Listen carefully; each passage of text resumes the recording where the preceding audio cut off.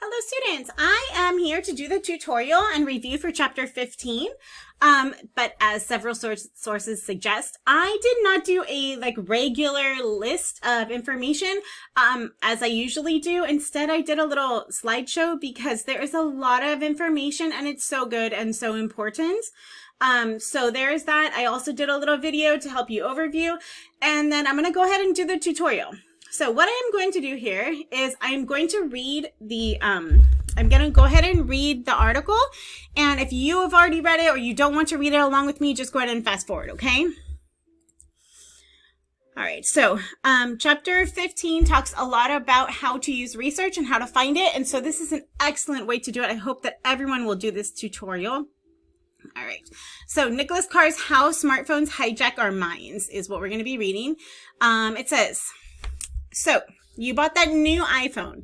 If you are like the typical owner, you'll be pulling your phone out and using it some 80 times a day, according to data Apple collects. That means you'll be consulting the glossy little rectangle nearly 30,000 times over the coming year. Your new phone, like your old one, will become your constant companion and trusty factotum, your teacher, secretary, confessor, guru.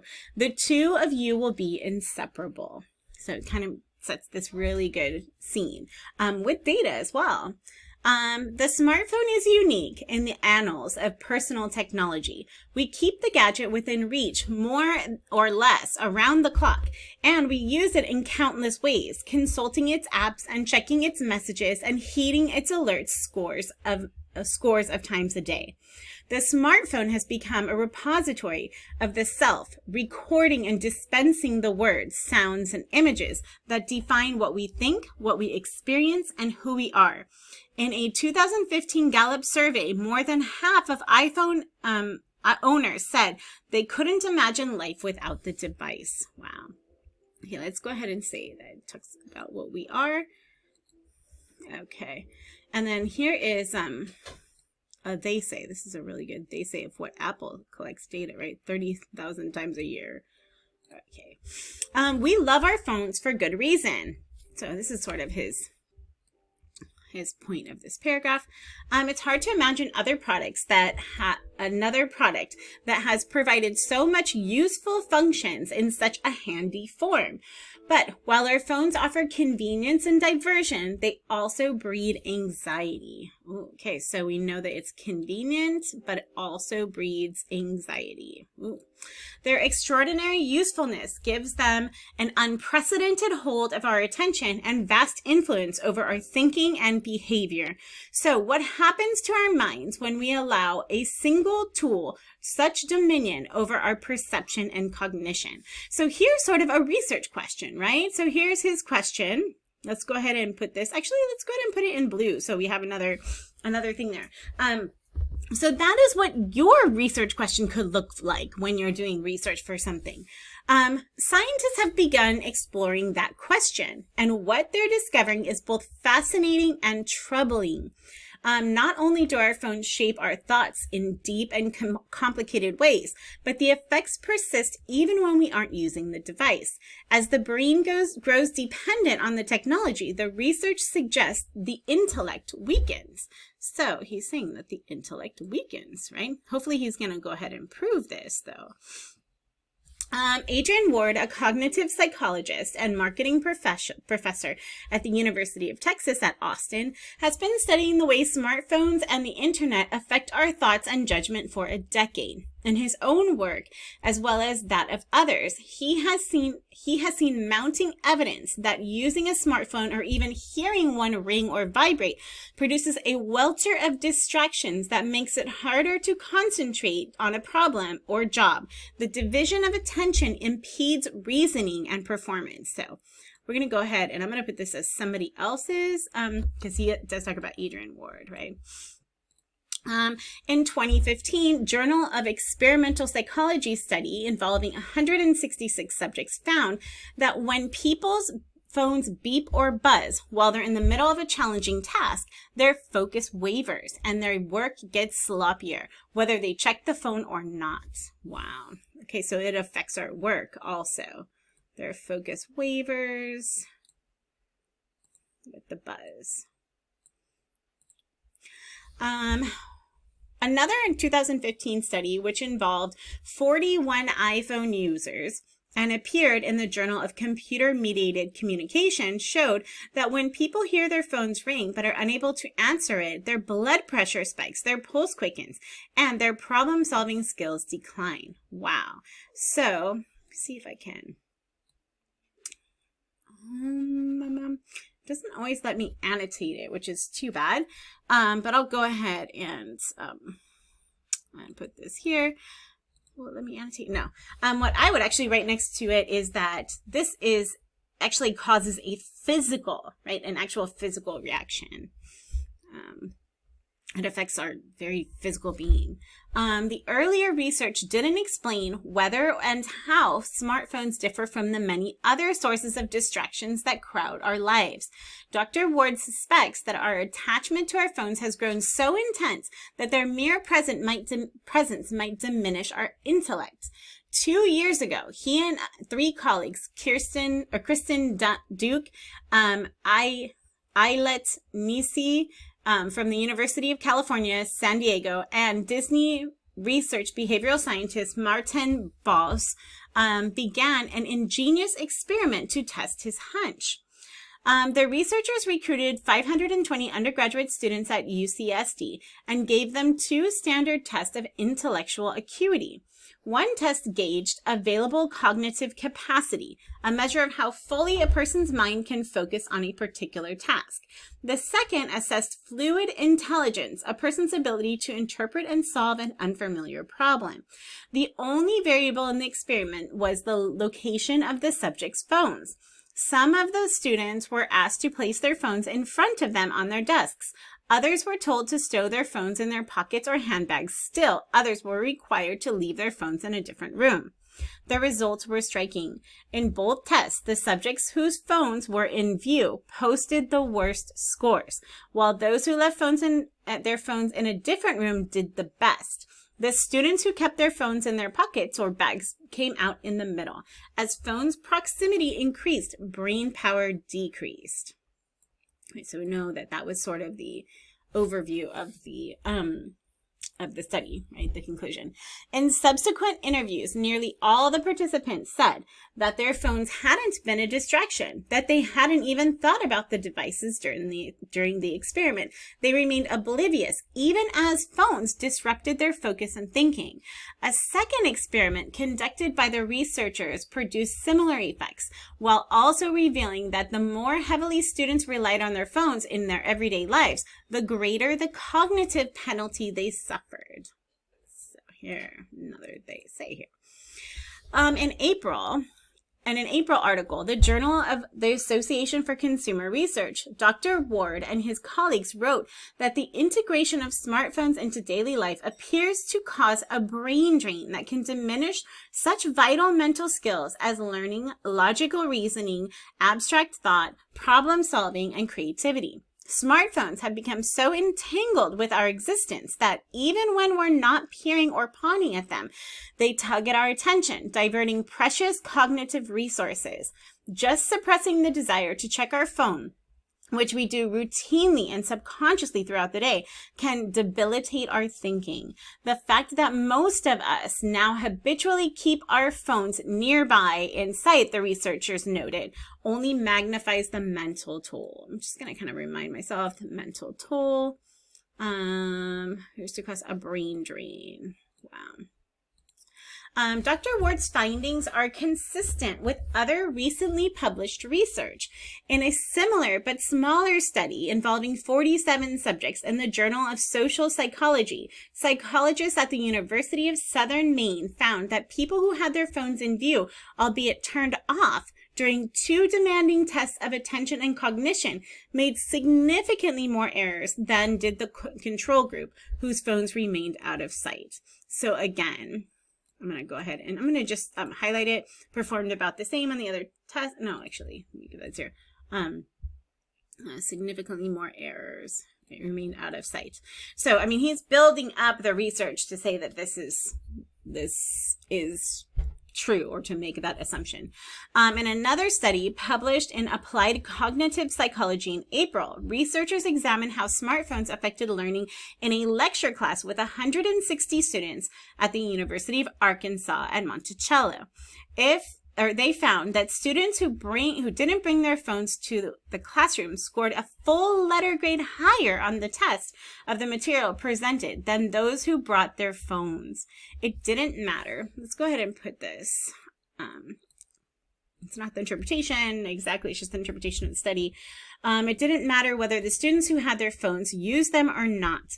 All of them scored equally poorly. So whether or not they actually used the phones, right? It didn't matter students use them or not. So like they're actually embedded in our brains, right? A study of 91 secondary schools in the UK published last year in the journal Labor Economics found that when schools ban smartphones, students' examination scores go up substantially, with the weakest students benefiting the most. All right, so we have all of these ideas. Let's see if his idea going to be here yet. It isn't just our reasoning that takes a hit when smartphones are around. Social skills and relationships seem to suffer as well. Okay, so we know he's going to purport that social skills and relationships are also going to suffer. When smartphones serve as a constant reminders of all the friends we could be chatting with electronically, they pull at our minds when we're talking with people in person, leaving our conversations shallower and less satisfying. In a study conducted by the University of Essex in the UK, 142 participants were divided into pairs and asked to converse in private for 10 minutes. Half talked with the phone in a room, while half had no phone present.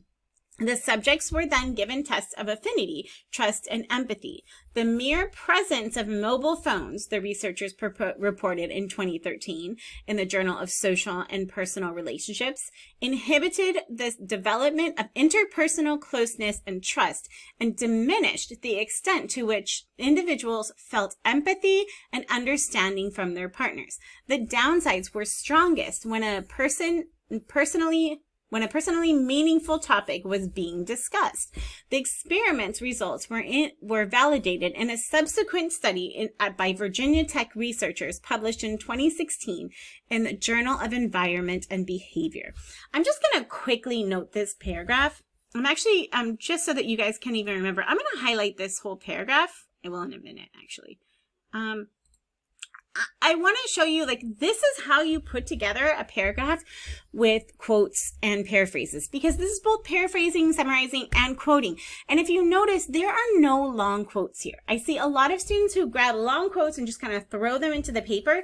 This is how you put together a quote, right? It talks about, in the study, it tells where it comes from, it's the participants, it gives us sort of a summary of how it was, and then it gives you a quote only when they're talking about the results, right? The mere presence of cell phones, comma, right? The researchers reported in 2013. So they gave a quote, but they're not going to make this gigantic quote, right?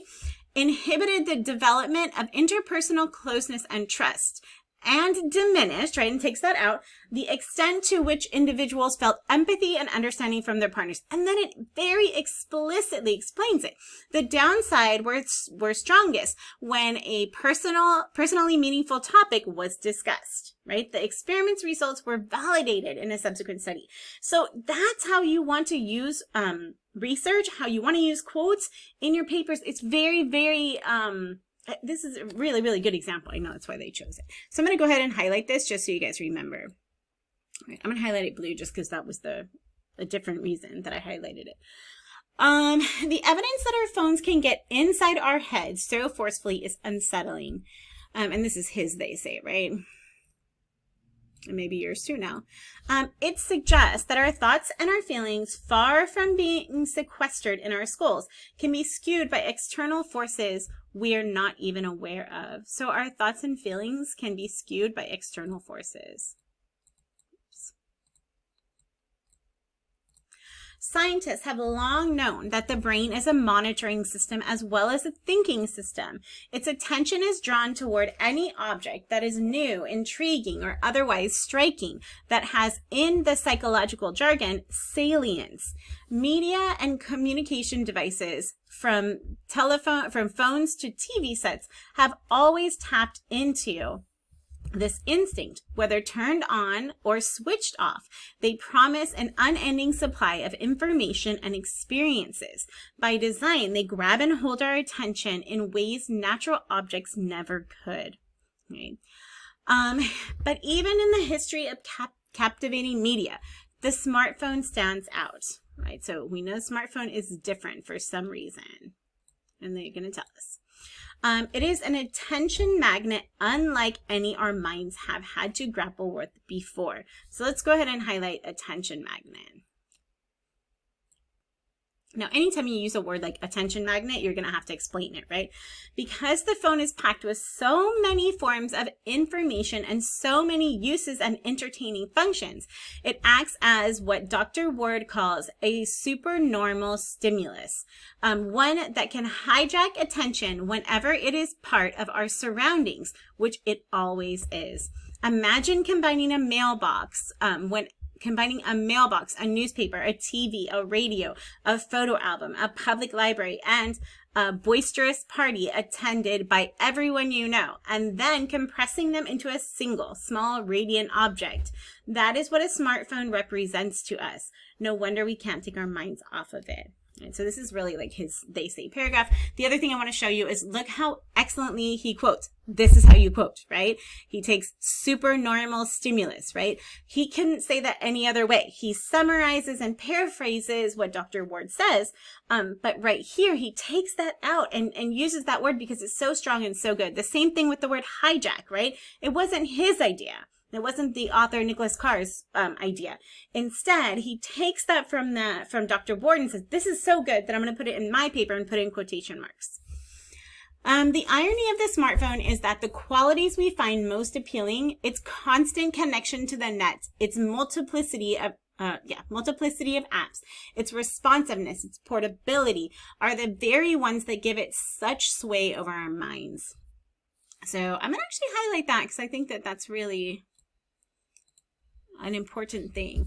Phone makers like Apple and Samsung and app writers like Google, like Facebook and Google design their products to consume as much of our attention as possible during every one of our waking hours. And we thank them by buying millions of the gadgets and downloading billions of apps each year.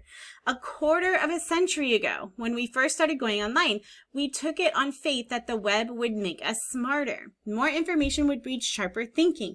We now know it isn't that simple. The way media device is designed and used exerts at least as much influence over our minds as does the information that the device unlocks. So it's sort of a form and function issue, right? Like the way that we get it, right? In that format affects how we actually think. As strange as that might seem, people's knowledge and understanding may actually dwindle as gadgets grant them easier access to online data stores. Right? So he's saying that. I think this is sort of, there you go. In a seminal 2011 study published in Science, a team of researchers led by Columbia University psychologist Betsy Sparrow and including the late Harvard memory expert Daniel Wegner had a group of volunteers read 40 brief factual statements, such as the Space Shuttle Columbia disintegrated during re-entry over Texas in February 2003, and then typed the statements into the computer. Half of the people were told that the machine would save what they typed. Half were told that the statements would be immediately erased. Afterwards, the researchers asked the subject to write down as many of the statements as they could remember. Those who believed that the facts had been recorded in the computer demonstrated much weaker recall than those who assumed the facts wouldn't be stored. Anticipating that information would be readily available in digital form seemed to reduce the mental effort that people made to remember it. The researchers dubbed this phenomenon the Google effect. So let's go and highlight the Google effect. It noted its broad implications. Because search engines are continually available to us, we may often be in a state of not feeling we need to encode the information internally. When we need it, we look it up. Right? Now that our phones have made it so easy to gather information online, our brains are likely offloading even more work of remembering to technology. So our brains offloaded to technology. If the only thing at stake were memories of trivial facts, that might not matter. But as pioneering psychologist and philosopher William James said in 1892 lecture, the art of remembering is the art of thinking. Only by encoding information in our biological memory can we weave the rich intellectual associations that form the essence of personal knowledge and give rise to critical and conceptual thinking. No matter how much information swirls around us, the less well-stocked our memory, the less we have to think with. All right, so let's go ahead and do this. I mean, that's his they say, really. The story has a twist. It turns out that we aren't very good at distinguishing the knowledge we keep in our heads from the information we find on our phones or computers. As Dr. Wegner and Dr. Ward explained in 2013 Scientific American article, when people call up information through their devices, they often end up suffering from delusions of intelligence. They feel as though their own mental capacities had generated the information, not their devices. The advent of the information age seems to have created a generation of people who feel they know more than ever before, the scholars concluded, even though they may know less than about the world, or even though they may know ever less about the world around them. So this is like that cognitive dissonance, right? Or like the Kruger-Dunning effect, right? Where people always think they know more than they do. I'm going to go ahead and highlight this. And I'm going to go with it. That's what they say. Okay.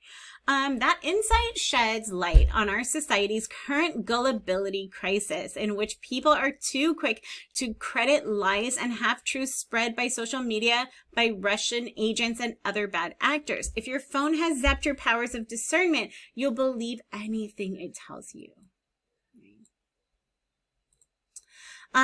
Data, the novelist critic Cynthia Ozick once wrote, is memory without history. Her observation points to the problem with allowing smartphones to commandeer our brains. When we constrict our capacity for reasoning and recall or transfer those skills to a gadget, we sacrifice our ability to turn information into knowledge. We get the data but lose the meaning. Upgrading our gadgets won't solve the problem. We need to give our minds more room to think. And that means putting some distance between ourselves and our phones. So if we need room to think, there we go. All right, let's go ahead. And there's an actual list of all of the sources that he referenced. Let's go ahead and look. Right, so this is what his works cited list would look like if he was going to write that, right? Write this paper for a class. So it's something to think about. All right, let's go ahead and continue. Chapter 15 explains that one of the first tasks involved in writing a research essay is to come up with a good research question. Which of the following research questions would be a good start for a research essay and would come to narrow down potential sources and integrate or synthesize those sources under a common umbrella issue? So we're going to drag them. So the first one is it true, as some assert, that smartphones can cause problems with our ability to learn and empathize? I kind of like it. Let's see. All right. It's a pretty good one. Is overuse of smartphones as harmful as Carr claims, or does it have the benefits as Brody suggests? All right. That's a pretty good one. Smartphones, right? That's not really a complete question, right? Smartphone addiction, right? That's just a search term. It's not a research question. Carr suggests that smartphones make learning more difficult. In my experience, however, using a smartphone has enhanced my ability to learn. I'm going to say they meant that as a good one. That was not an actual question. What kinds of things can people use smartphones for in their everyday lives? I'm going to say no, right? That's not really the point. Okay, chapter 15 explains the value of the research technique called citation chaining, in which additional sources for research can be found by following the trail of a conversation or debate from one source to another. Finding sources that present differing points of view can help you to frame the ongoing debate and establish your own argument. Have a look at the abstracts of the articles cited below. Which sources seem to support Carr's main argument and which ones are a different point of view? And I think this is really important, and I think it teaches us how to read those abstracts. When you go on OneSearch or when you search anywhere, right, any sort of database or search engine also, but Google's is slightly different, they will have those abstracts like this, and that will help you know, right, what's going to be talked about in the article. So here's the first one. It's by Carrie Stothart, right? The attentional cost of receiving a cell phone notification. It's been proven elsewhere that the mobile phone use is linked to poor performance on concurrently performed tasks because the distraction caused by multitasking. The results of this study indicate that even when people are not actually using their mobile phones, they can still be distracted by the notifications they feel or hear that indicate incoming calls or messages. Cell phone notifications alone significantly disrupt performance on an attention-demanding task, even when participants did not directly interact with a mobile device during that task. That definitely supports Carr's point of view, right? Okay, here is Kim Soon, the use of smartphone to enhance learning. So smartphones are changing. So we already kind of know that this is not exactly the same. Smartphones are changing the world. The capabilities of the smartphone have made it a tool to support learning. This study investigates the question of whether smartphones can actually enhance student education. Data was collected through intent students. Our results indicate that the smartphone is useful as a communication tool for students who also use smartphones for research. In addition, providing internet access, smartphone applications like dictionary, alarm clock, etc. So this is not supporting his point of view, right? Totally different. Whoops. I don't know why I can't get that in there.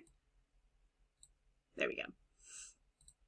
Okay, and here's our last one by Adrian Ward. And notice how it's last name, first name, okay? Last name, comma, first name. And then they have the initial F if they have an initial, right? Brain drain. The mere presence of one's own smartphone reduces available cognitive capacity. So we're going to figure it's probably going to support his argument, but let's go ahead and see. Smartphones keep us connected to information, into entertainment, and each other. They are constant companions. Smartphones and smartphone users wouldn't feel comfortable without them. Although smartphones have enormous potential to improve our lives, their persistent presence may come at a cognitive cost. In this research, we test the brain drain hypothesis, etc. So we know that this is going to be very similar to what Carr was already saying. Okay, so nice job. Chapter 15 explains that when you embark on a research assignment, it is important to avoid what is called confirmation bias by seeking out only sources that support your own point of view. Confirmation bias is so difficult to avoid. I do it. You do it. Your mom and dad do it. Your professors, the smartest people in the world, all do it. It is very difficult to do that. So you have to work very hard and set up some safeguards for yourself so that you don't do this. So here it says, student Akila Matthews has been assigned to write a research essay on the topic of smartphone use. She starts out by reading Nicholas Carr's article, How Smartphones Hijack Our Minds. She finds herself agreeing with Carr that smartphone use likely does cause problems with concentration, learning, and connecting to others. But she wants to avoid confirmation bias in her research. What can she do? So what can you do, right? Which of the following actions should Akila take to avoid confirmation bias in her research? Akila should look up the sources Carr uses in his article, Ward, Sparrow, Wegner, etc., all of which support his conclusion that there is a connection between smartphone use and problems with concentration and learning, and use them in her own research. Okay, so one thing she probably could do. Akila should use databases like JSTOR and EBSCOhost to find more articles like Carr's that also show a link between smartphone use and problems with concentration and learning. Okay.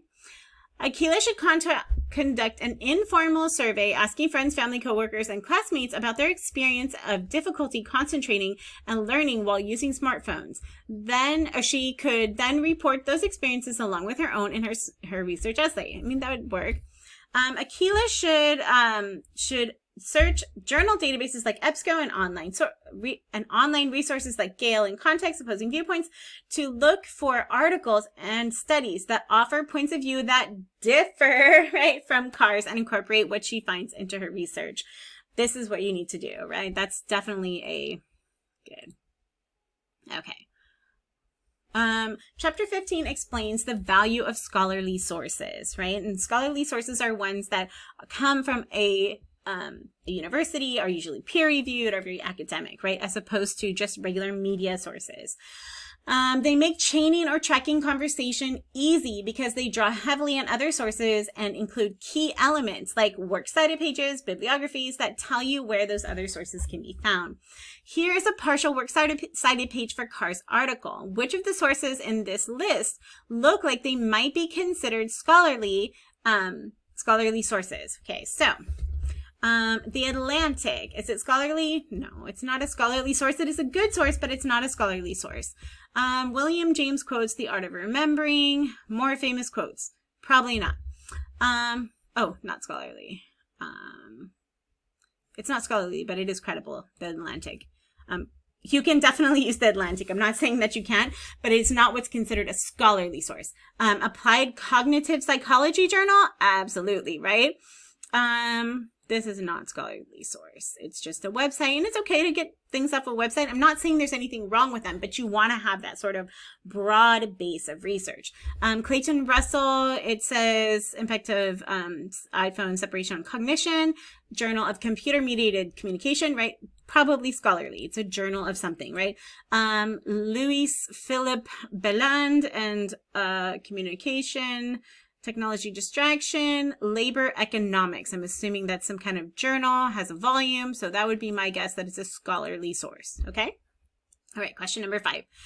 Below is a list of sources you might consider using for a research essay on the subject of smartphone use. Evaluate each source using the techniques explained in Chapter 15, as well as a list of questions for determining whether a source is useful on pages 129, 130 of Little Seagull. So let's go ahead and look at that. Which sources are credible, relevant, and current? Let's see what Little Seagull has to say to us. Considering whether a source might be useful. Is it relevant, right? How well does it relate to your purpose? What are the author's credentials? Is this somebody who we should listen to, or is it just somebody off of the internet? What is the stance? Does this source explain various points of view or advocate only for one perspective? Like, is it very, very focused? If there's no counter argument, why? Think about, why is this person not putting any other counter argument or looking at other points of view? Who's the publisher, right? Is this published by a very scholarly journal, or is it published by a very specific, very like polarized place, right? Let's see. At what level is it written? Is it very hard to understand? Is it easy to understand? Is it an academic work, scholarly, etc.? How current is it? Some of the articles in Carr's piece were a little bit old, right? 2016, 2015. I think that his article's a little bit old. But a lot of things are coming out right now. This would make a great topic for your paper about children, depression, and the internet, and what's happening even prior to the pandemic. So that would be a great paper. That's something much more current. Is it cited in other works, right? Is it something that's trustworthy? Is it available? Does your school have this? Why? Why not? Does it have a paywall? Does it include other useful information? So those are things to think about. Okay, so drag each potential source to the top. Using smartphones, we're looking for credible and scholarly. That looks credible and scholarly. It's on JSTOR. It's Educational Technology Journal. I think that's pretty good. Clarissa, Theodora, Tanil. It says +1, the effects of mobile phones. It looks like it's a journal. It's on EBSCOhost. I'm going to say it's probably credible and scholarly. Let's see. Twinge, Jean M. Let's see. And W. Keith Campbell, Psychiatric Quarterly, EBSCOhost. Looks pretty good to me, right? How I design distraction out of my phone. Fast Company, right? It's probably not scholarly. We don't know how credible it is. And I'm not saying it's not ever credible. I mean, it's something you may need for whatever reason, but it's not exactly scholarly there, right? Brian Jung, what are the benefits of smartphone technology? Smallbusinesscrone.com, right? I don't know that. I don't know if you guys know that. So let's say that it's something you would have to be a little bit more careful with, right? You'd have to really look it up and see what it is. It doesn't mean you can never use those things. That's not the point. It's just that you want to figure out, is this really something that's credible? And sometimes it is, right? Look again at the sources Carr uses in his essay and choose the statement below that best represents his use of sources. Nicholas Carr uses both sources that challenge and support his own position. Nicholas Carr only refers to sources that challenge his position. No, that's not true. Nicholas Carr only references sources that support his position. Let's click on the reading really quick. Does he talk about the other? I mean, he does sort of say, you know, all the good things that it can do. I'm going to go with this one. Oh, it's a no. He just supports it. All right. Okay. Although Carr, let's see, it does say, although Carr can be said to include, although Carr can be said to includes a general naysayer. Yeah, but they mean he includes a general naysayer. I got that feeling. So yes, that there was sort of a naysayer, because he does say, you know, although the entertainment, etc. So that's why I kind of got that one wrong. When he refers to how the general public felt when we first started going online and when we took it on faith that the web would make us smarter, he only refers to specific sources that support his own position. All right, and this is what tells us to practice. Remember, I don't necessarily make you do these ones. I don't even always go back and look at it. Practice doing a little research of your own using prompts. Remember that you can always review chapter 15, etc., etc. Yeah.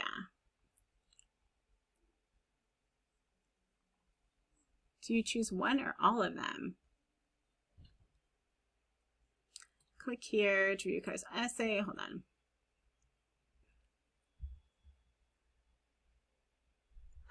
Practicing a little. So remember that you can always, yeah.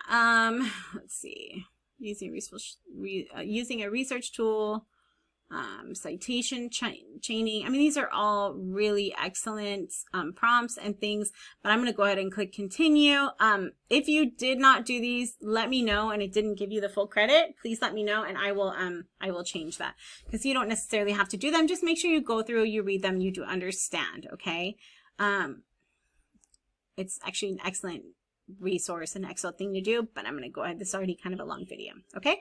All right. With that, good luck, you guys. Let me know if you need any little help, any bit of help, and I'll see you guys online.